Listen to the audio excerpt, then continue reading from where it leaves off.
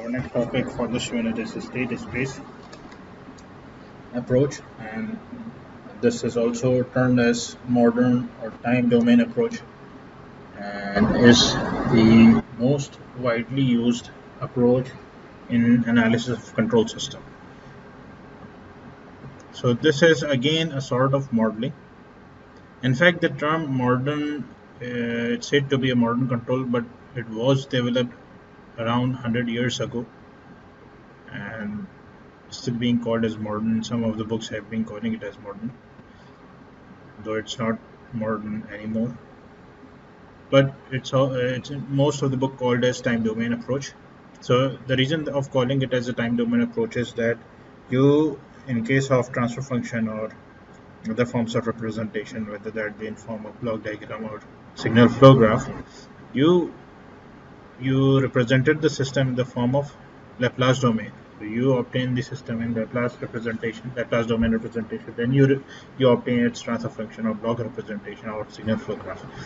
So we learned that systems can be represented either in the from their schematics, or other form of representation of system that we learned was the mathematical equations that rules the dynamics of the system. Then again, we saw that another form of representation was the transfer function. So, and then again, we saw block diagram representation to be one more sort of representation of the system, followed by signal flow graph.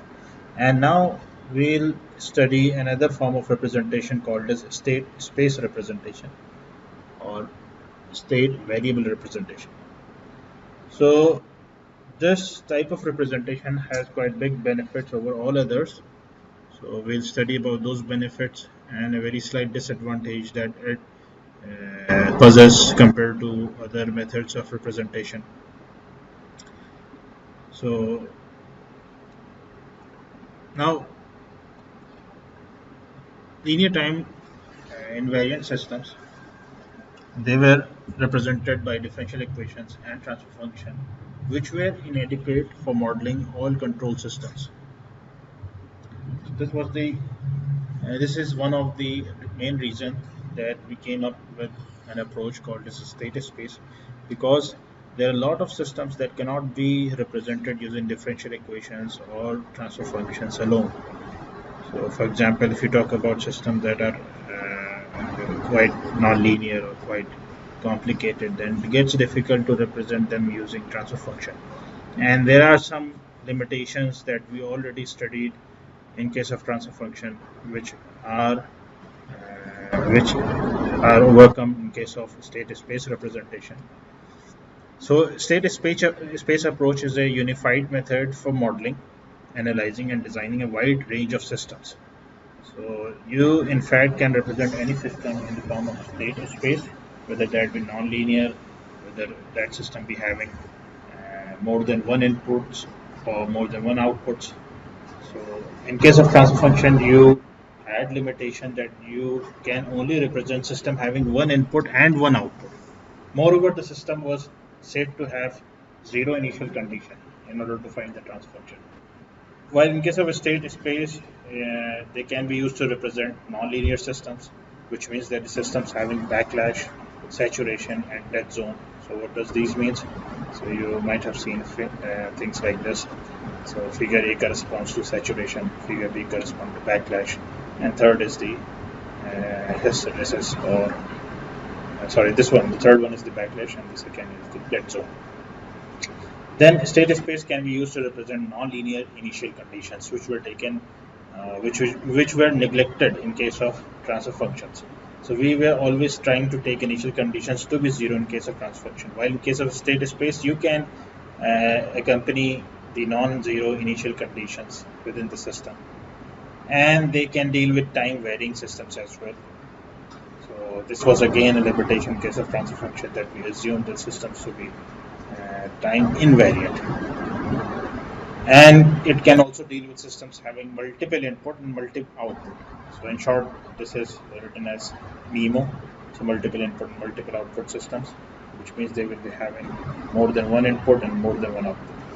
So systems either having single input, single output, multi-input, multi-output, or single input multi output or multi input single output. They all can be represented by state space approach. Now, system models of state space representation can be used with digital computers. So one of the biggest benefit associated with system state space representation is that they can be implemented on digital computers, which means that you can perform sorts of digital simulation on systems that are being incorporated, or you can link those systems with your digital computers or simulators in loop. Then the disadvantage that is associated with the state space is that they are, compared to classical approach, you will have to perform several calculations before the physical interpretation of the model is apparent. So while in case of classical approach, you straightforward figured out the block diagram representation, you obtained the mathematical equations that govern the dynamics of that system, and from there, those equations you obtain transfer function representation and others. But in case of state space approach, you have to perform some typical calculations that makes it slightly difficult to represent system in the form of state space, and is also termed as one of the disadvantages associated with the state space.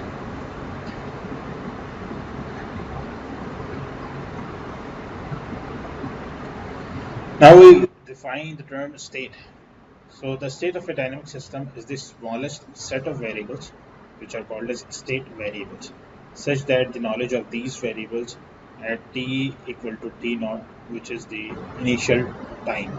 So generally in some books they have taken t naught as 0, so which means that you are talking about an initial time from which the system analysis will be performed. So the knowledge of the state variables at t equal to t naught, together with the knowledge of input applied for t greater than or equal to t naught, completely determines the behavior or unique behavior of the system for any time t greater than or equal to t naught. So this amount of information is generally represented by a set of variables, which are the values from inside the system that can change over time.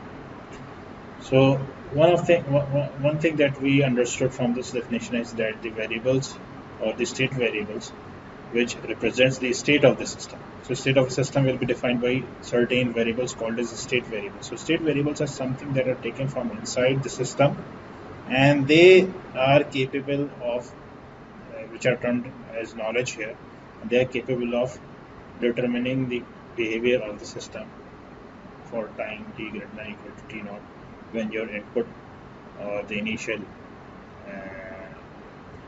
when the input for t greater than or equal to t naught is known.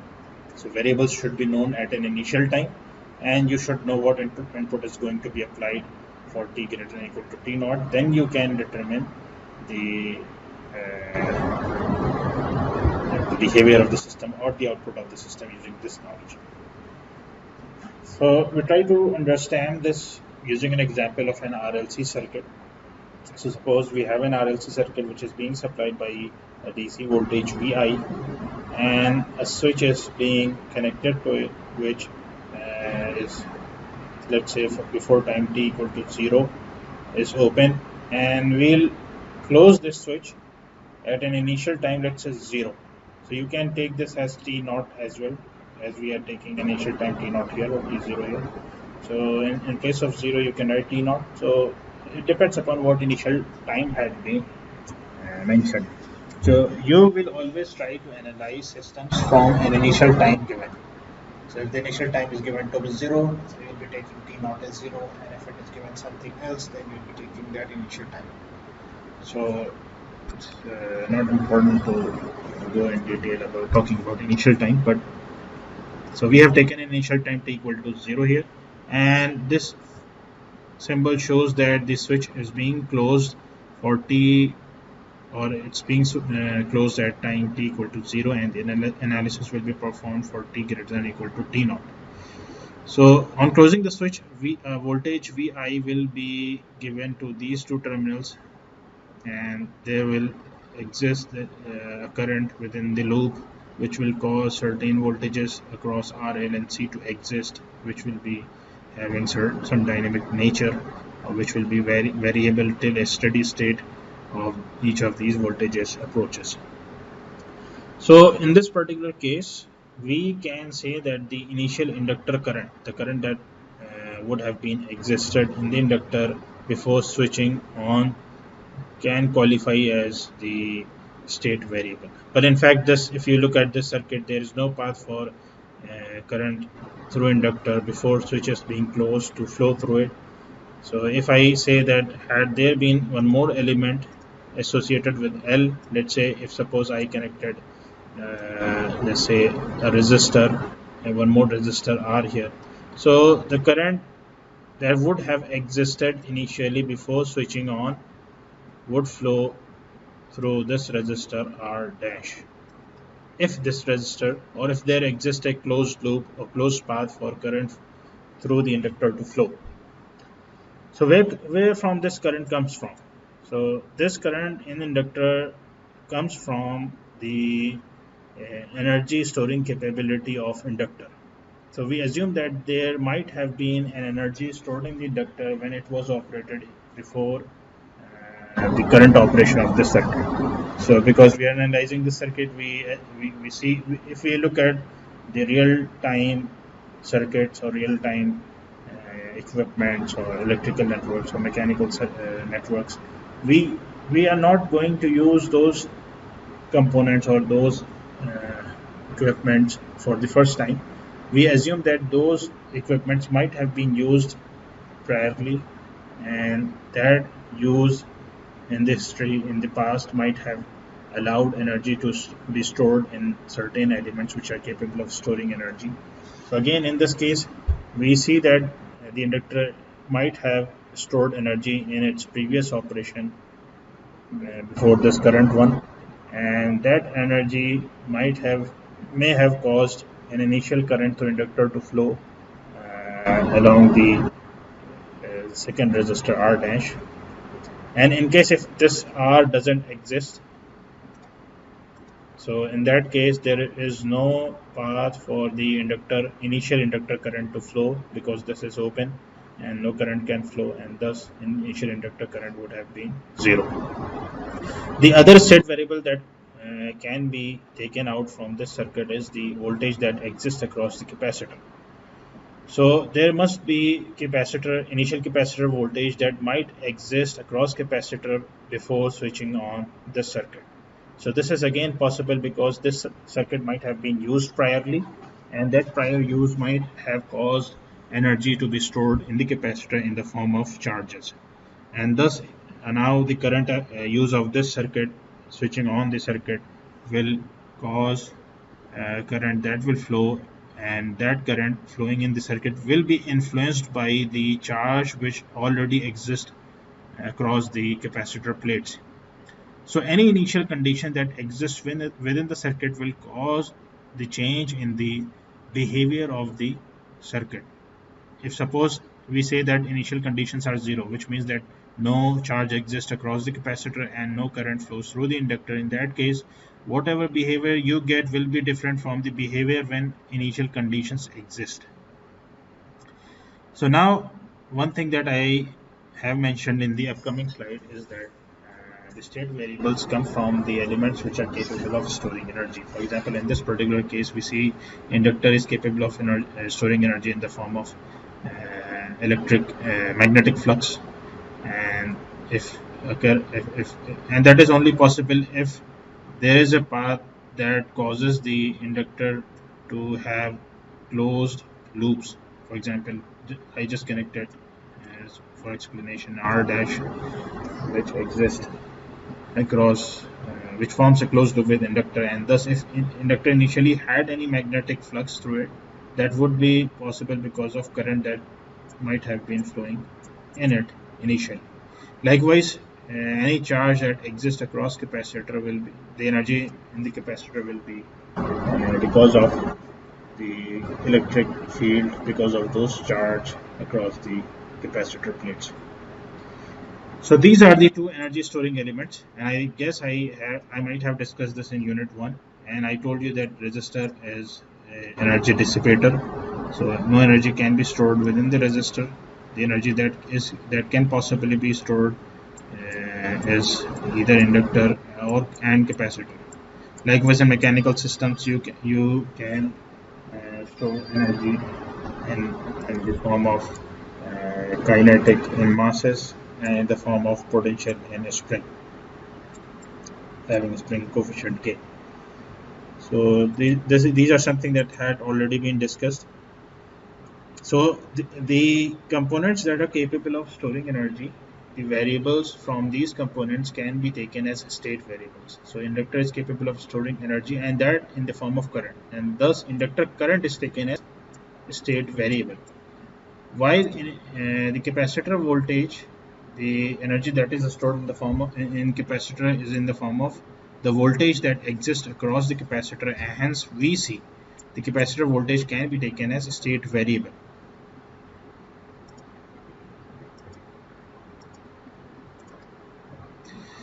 Now, when an input is applied, which means that you are going to close the switch, these state variables will change.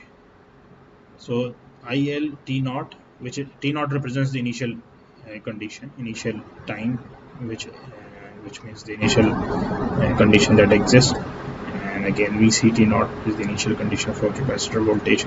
And once you are going to apply an input, the state variable are going to change, and hence the state of the network at time t will be ILT and VCT. So at any time t, we represent these state variables by the expression IL and VC as a function of that particular moment of time. So now, as I told you, that the state variables will have different values if their initial conditions are different. So if IL T naught is 0, in that case the value of ILT at a particular time, let's say T dash or T1, will be different from ILT1 when initial condition is the inductor current initially is finite. And that again, if initial inductor current has some different value from or it has any different value, then in that case again the values of ILT at a particular time t will be different. Now, in general, the state of a system is represented by an equation known as a state equation. So now we are coming to the process of representation of system. So how we represent the system. So one of the part of state space representation is the state equation. So the state of the system are represented by these equations called a state equation, and the general form of state equation is given as so there is a slight mistake here. So it should be x dot equal to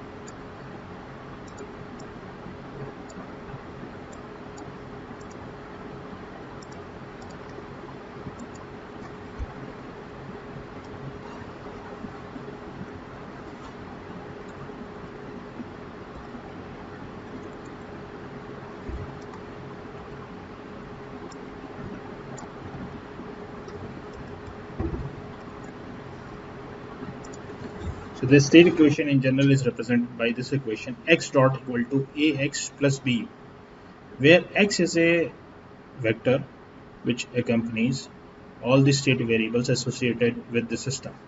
For example, the state variable that we just talked about is IL and VC.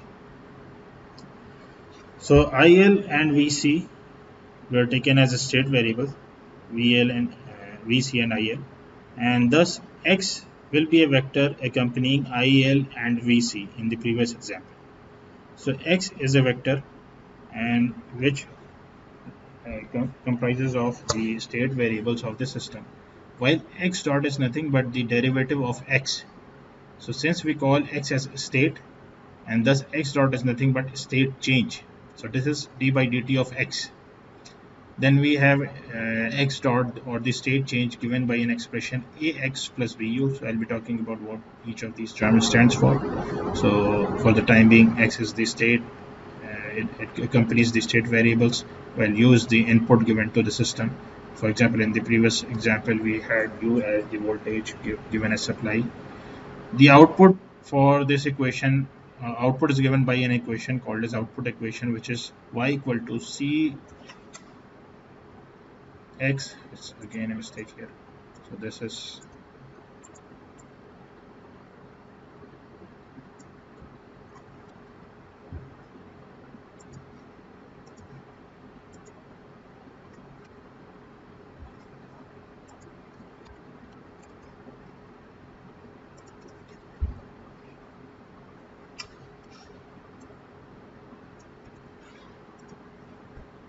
so the output equation is given by the expression y equal to cx plus du, where x is the same state variable given in the previous expression and use the input again taken from the previous expression, and y is the matrix or vector which accompanies all the outputs associated with the system.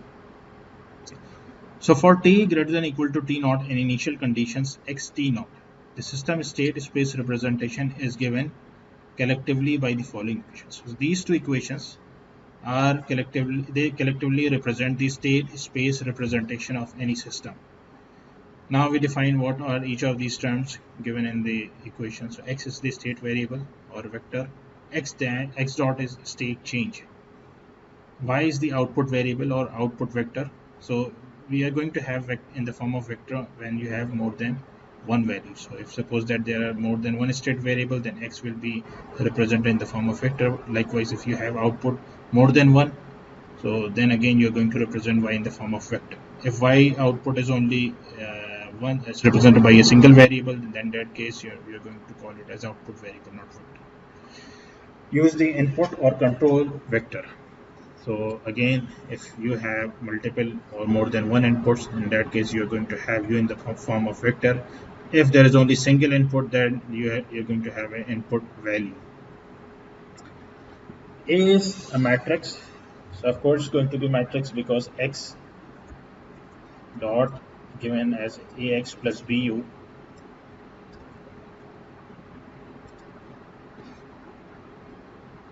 So x dot is ax plus bu, and that case, since I told you that x is a vector, u is a vector, and thus this operation is going to be valid only if you are having a b in the form of matrices, and likewise c d in the form of matrices, and we call this matrix a as system matrix, while b as input matrix, c as output matrix, and d as the feed forward matrix. The matrix D is called as feed forward matrix. Now there are certain characteristics associated with state space representation. One is that whenever you adopt this method, whenever you adopt this approach, you try to implement a minimum of possible system variables from the system. So state variables are the least number of variables that can be picked or taken out from the system.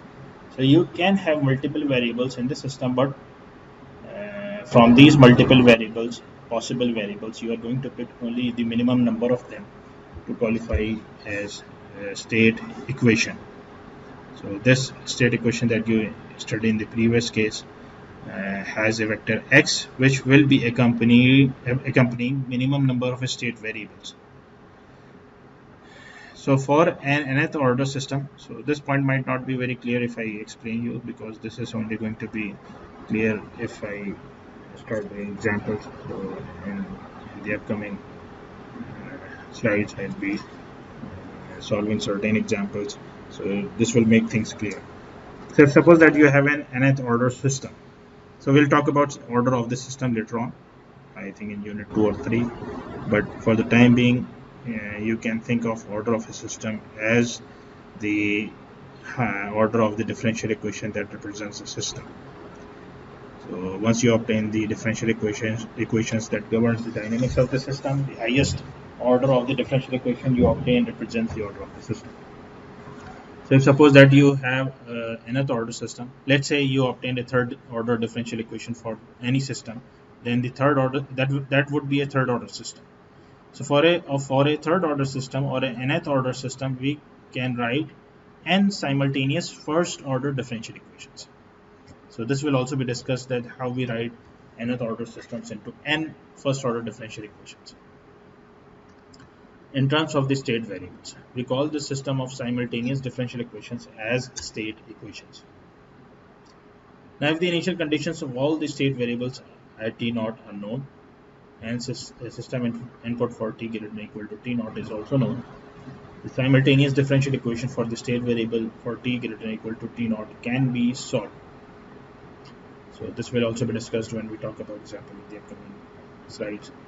The equation representing output variable in terms of the linear combination of a state variable and system's input for t greater than or equal to t naught is called the output equation. So this is something that we have studied in the previous slide, and we are trying to generalize the definition of each of these now. This representation of system in the form of state equations and the output equations is called state space representation. So it's not nothing new. Now there is a note written corresponding to the first point: a minimum of possible system variables are chosen. So notice that any other remaining system variables can be evaluated algebraically from the variables in the subset. So for example, if we talk about the example of this electrical network, let's say for the capacitor, since we know that the capacitor voltage is, let's say, Vc, or let's say V is the capacitor voltage that exists for the time being exists across capacitor. Then we learned about an expression that the charge that exists across the capacitor Q is given as C multiplied by V. So capacitance times voltage gives the charge that exists across the capacitor plate.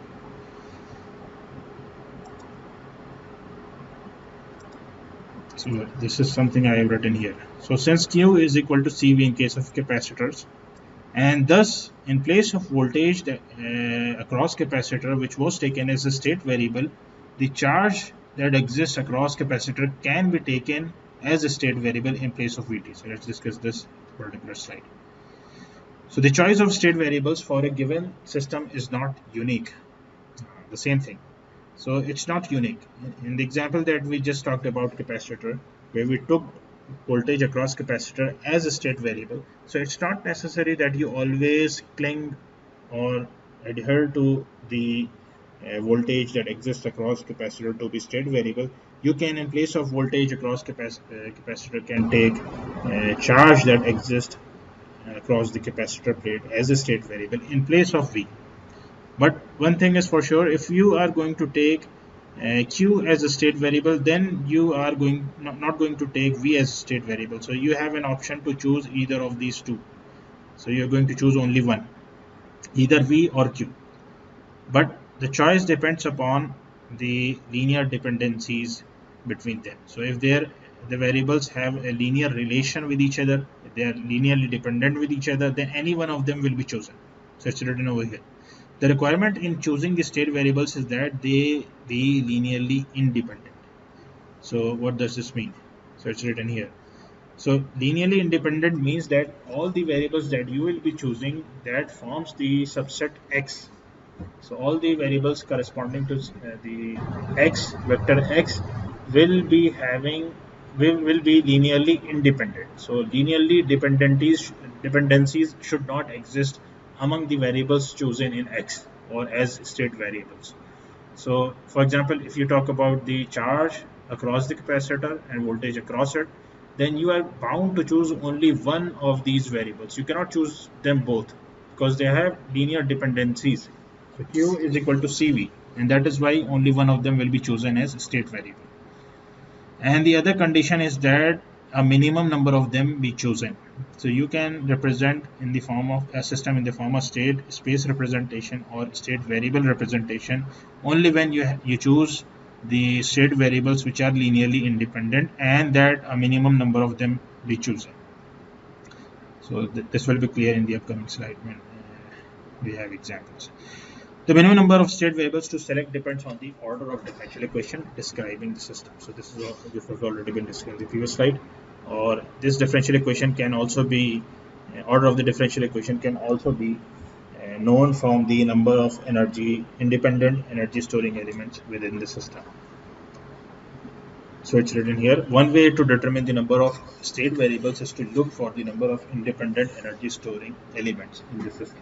For example, again coming back to the electrical system we talked about. So in this particular electrical system, we saw that there are two energy storing elements. One is the inductor, the other is capacitor, which means that this particular example or this particular network is going to have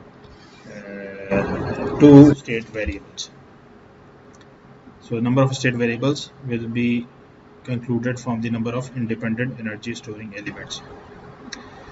All the identified state variables must be linearly independent. So same thing that came again here. That is, no state variable can be written as a linear combination of the other state variables. So we see, for example, the electrical network we talked about, we picked VC as state variable, then IL as a state variable. So if you try to write the relation between VC and IL, you'll see that they are not linearly dependent. So the relation that exists between IL and VC is linearly independent. So now we try to obtain state variable representation of a system given here. So let's say you gave a supply I, which is a variable supply, and the circuit comprises of two capacitors, two resistors, and an inductor. So in order to obtain the state space representation of the system, so we are desired. So example means that we are desired to obtain, we are required to obtain the state space representation or state variable representation. And what is state space representation? So this particular sort of representation is state space representation. So we will try to obtain the state or the representation of the electrical network in this form. So this schematic shown here will be represented in that form, in the form of state space representation. We can generally given as x dot equal to ax plus bu, and output equation is y equal to cx plus d. So now we start with the same analysis that we learned in our previous years, the basics of electrical network by applying KCL and KVL. But before that, we will first identify how many state variables exist within this network. So again, in order to identify the number of state variables, you will have to identify or look for the number of energy storing elements within the system. So if you see that there are three energy storing elements, capacitor C1, inductor L, and capacitor C2. These are the three energy storing elements in the network, and hence there will be three state variables that exist for this particular system. So now we start marking the currents first. So let's say there exist currents I1, I2, IL, I3, I4. These are the currents, and the current, this is the loop. So, and the state variables are. So I told you that in capacitor, since the energy is stored in the form of the charge that exists across the plate, and hence the voltage. So the voltage will be existing across capacitor if it stores energy. And if inductor stores energy, then a current will exist that flows through it. So the state variables will exist in the form of voltage across capacitor C1 and voltage across capacitor C2 and current through inductor L. So we choose VC1, IL and VC2 as state variables. I repeat, so state variables will be chosen from the elements that are capable of storing energies only. So you're not going to choose any state variable which has something to do with resistors. So I'm not going to choose I2 as a state variable, and I'm not going to choose I4 as a state variable. So I'll be choosing IL as a state variable and VC as a state variable. Now again, if I apply KCL at node A, so I miss node A. So let's say this is node A. And let's call this as node B. So if you apply KCL at node A, you see that the current that enters this node is given by I, and a current division takes place. So I gets divided into I1, I2 and IN. So current that flows here is I2 plus IL, and thus I can write using KCL in equation I equal to I1 plus I2 plus IL. Likewise, if I apply KVL to this particular loop, so we studied that KVL will be applied to loops. You cannot apply KVL here. It's not necessary to apply KVL. You cannot apply KVL here because this loop consists of a current source. So KVL cannot be applied to loops having current source. If you there's no need to apply KVL in this loop because we know that there doesn't exist any element between capacitor and resistor, and thus whatever voltage that exists across capacitor will also exist across the resistor because both the ends of both the elements are connected, and thus there is no requirement of applying KVL here. So you're going to apply KVL in this particular loop. So if you apply KVL, you see that okay, for we first substitute some of the currents that we know. So I is given as I1 plus I2 plus IL, and I1 is what? I1 is the current that flows through capacitor C1. And if we assume that VC1 is the voltage that exists across C1, so let's say the voltage that exists across capacitor is given by VC1. So the current that flows through capacitor C1 is given by the expression C1 dVC1 by dt. So you all know about this. Likewise, the current that flows through resistor R1 is voltage across the resistor, which is nothing but VC1, the same voltage that exists across capacitor, divided by the value of resistor R1. So this is the voltage, this is the current that flows through resistor R, and the current that goes through inductor. So we obtained equation 1. Now again, if you apply KVL in loop, what we get is VC1, the voltage that exists across R1 will be, or this VC1, we are going to take this as plus minus. So it's important to assign plus minus because without this the analysis will get difficult. So you will be assigning plus minus according to the direction of current that flows. So the current will be entering the positive of the elements. So again here the current IL enters this side, so this will be taken as minus, plus, and this will be taken as minus. The current in this capacitor enters from outside, so this will be taken as plus, this will be taken as minus. Again currents enter here, and this will be taken as plus, this will be taken as minus. So if you apply KVL in this loop, you see that the voltage that exists across R1 is VC1, so moving clockwise. So minus to plus will give you plus VC1, and plus to minus will give you minus VL. And again this capacitor from plus to minus, if you move, will give you minus VC2, will be equal to 0. So this is KVL, and I hope that you all know very well about how to apply KVL such circuits which have AC inputs. So if you further simplify it, you get VC1 minus VL. Now one thing to note here is that we are trying to obtain relations or equations in terms of state variables or inputs only. So if you see this particular equation, what we did was we finally obtained equation 1 where we had input I, then we have VC1 which is chosen as state variable, and IL which is also chosen as state variable.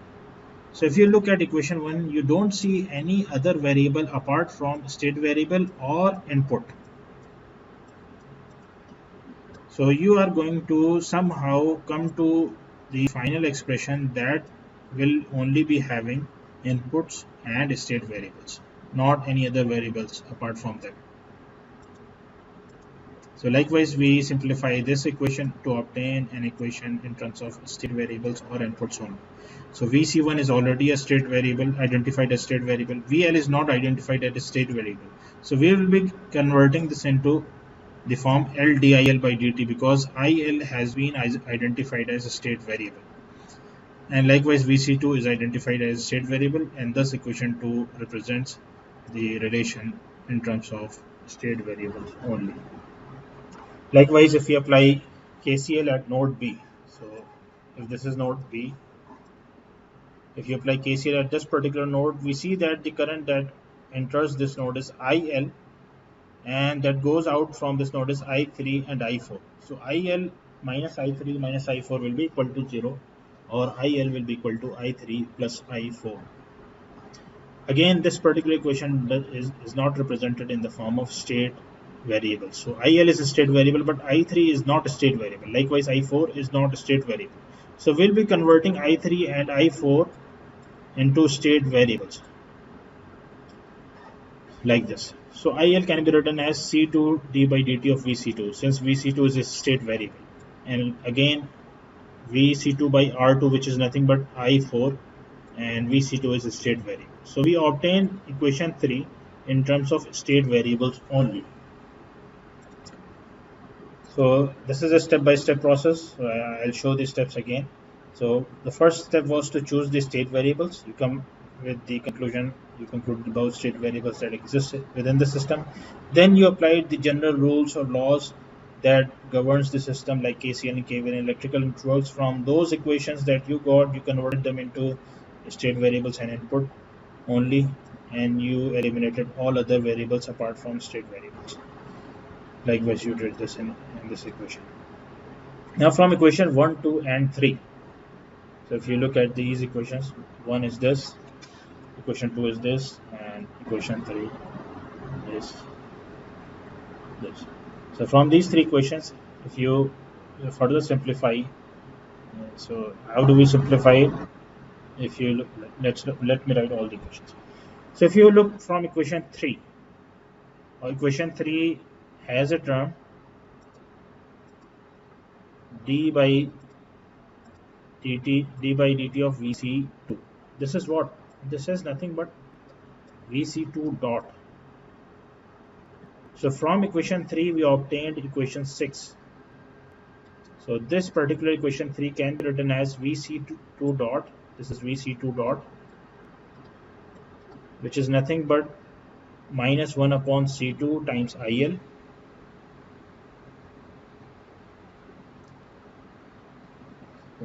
There's a slight correction. There should be this minus should not be present.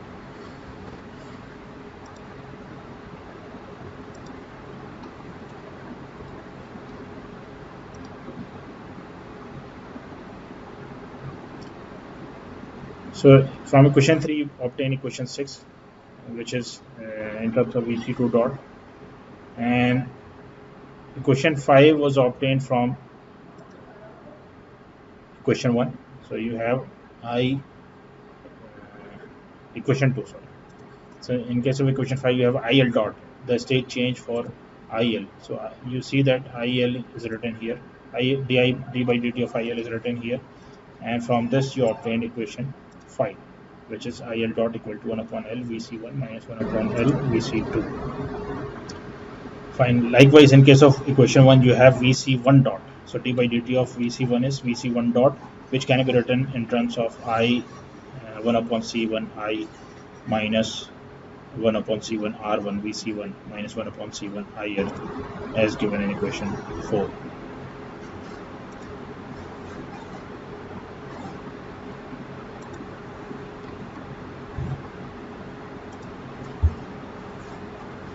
So after writing these, or after obtaining these three equations, we'll try to now formulate a matrix comprising of the state variables Vc1 dot, IL dot, Vc2.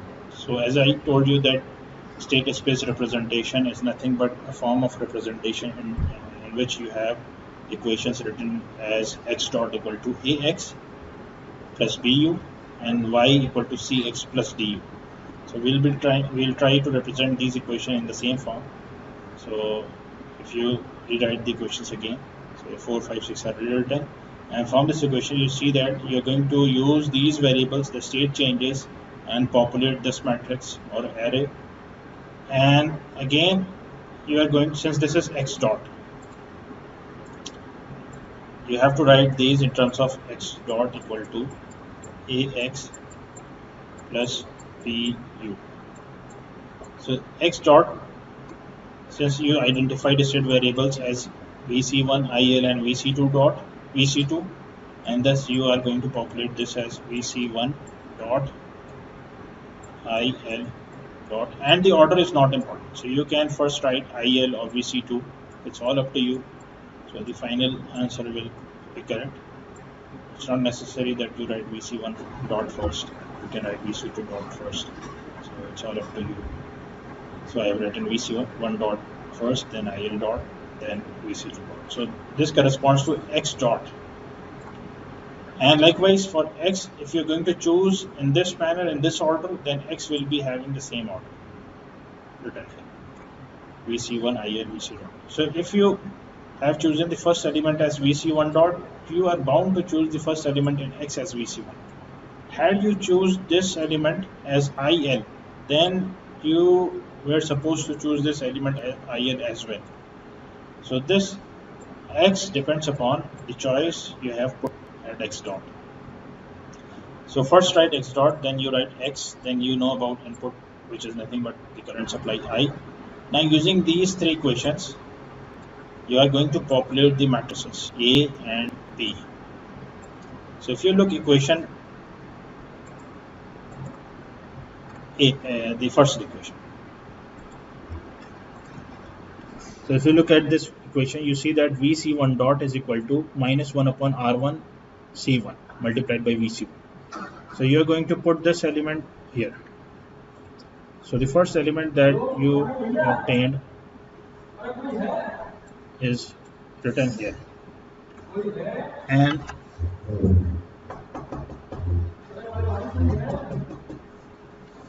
the second element that you obtained corresponds to this value because IL is in the second variable. I'm sorry, please hold for a moment.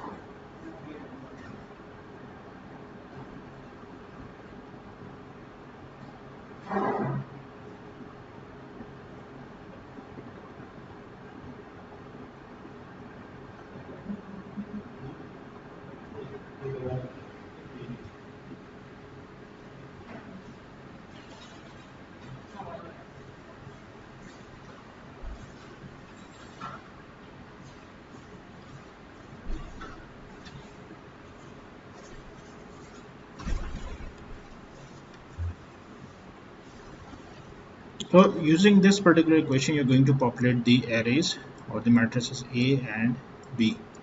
So from this particular expression, you obtain this value minus 1 upon C1 because VC1 dot will be equal to minus 1 upon C1 times IL. But you see that in this equation, you don't have any term for VC2, and thus the element corresponding to VC2 will be 0. But you have input I, and thus in the second matrix B you will be having the element corresponding to I, which is 1 upon C. So it shouldn't be 1 upon C, rather 1. So this is 1.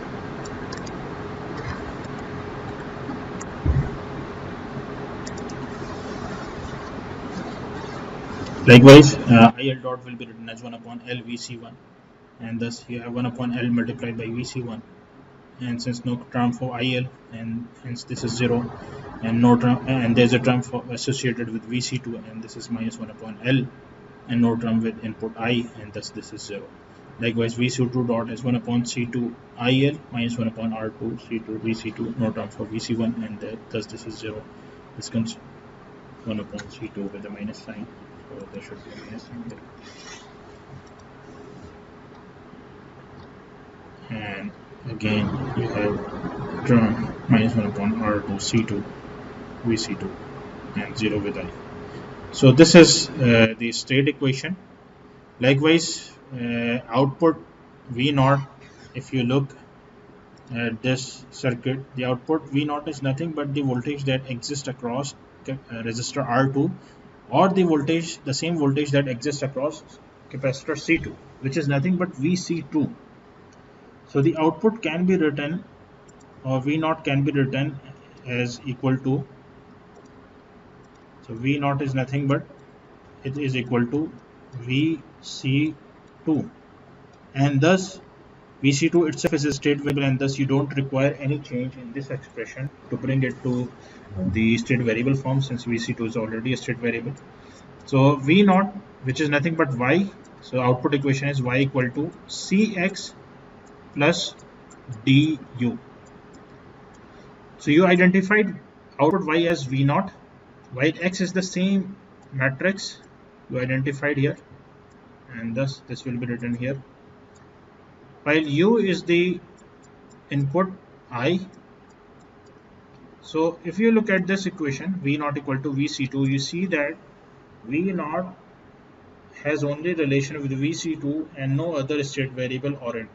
And in this case, you get 0 multiplied by VC1, 0 multiplied by IL, and 1 multiplied by VC2 plus 0 multiplied by I. And thus this is the required output equation. So these two equations are collectively called as state space representation. So I guess this makes clear how is a state space representation for systems obtained. If any one of you have question, you can ask me. You can ask me through your mics.